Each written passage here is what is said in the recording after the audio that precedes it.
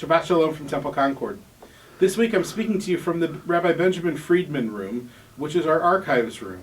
This is the room that was at one time the rabbi's study. It's upstairs near the chapel.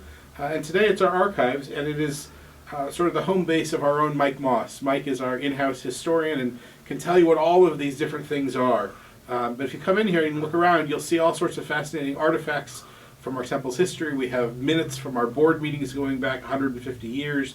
We have paintings and menorahs and all of these things to remind us of who we've been.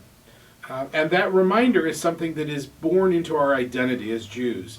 This week the Torah portion is Bo, and in Bo we have the first account of a phrase that we'll hear again and again, that God with a strong arm and an outstretched hand reached out and saved the Israelites and saved us from slavery and brought us to freedom.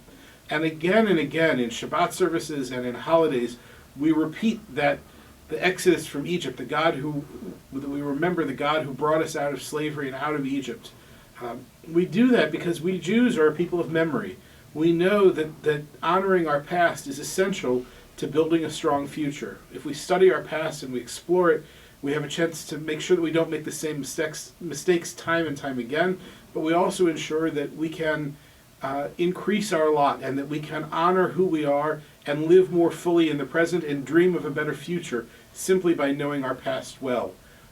And so this archives room becomes an essential piece for our congregation, even if it doesn't get used all the time, because it reminds us of our history.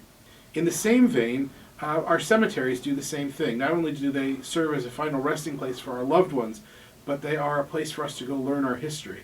In fact, you may not know, but when I first arrived in Syracuse almost 7 years ago now, one of the very first things I did was to call Mike Moss and Bill Berenstein, and the three of us spent a day walking through Woodlawn Cemetery, going grave to grave, them teaching me the history of our congregation. And it's a practice that I've continued to do because I believe that learning our history is not just something commanded in Torah, but is something essential to how we build our own Jewish future. So I hope you'll join us for Shabbat services this Friday night.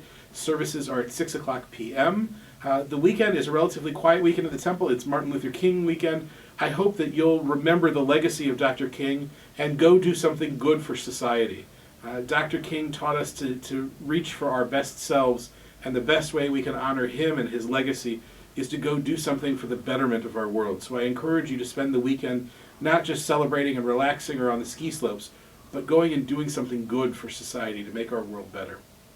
Next week, we have a full complement of programs and activities going on at the temple, and all of that will come in due time. For now, though, I wish you a chance to explore your own history, to look back at the historical roots of our congregation and our community in a place like this, but also to talk with your loved ones, with your parents and grandparents and great-grandparents if you're so fortunate, and ask them the stories of your family. In learning of our own past, we can begin to chart an even brighter future. Shabbat Shalom for now. Look forward to seeing you in the temple.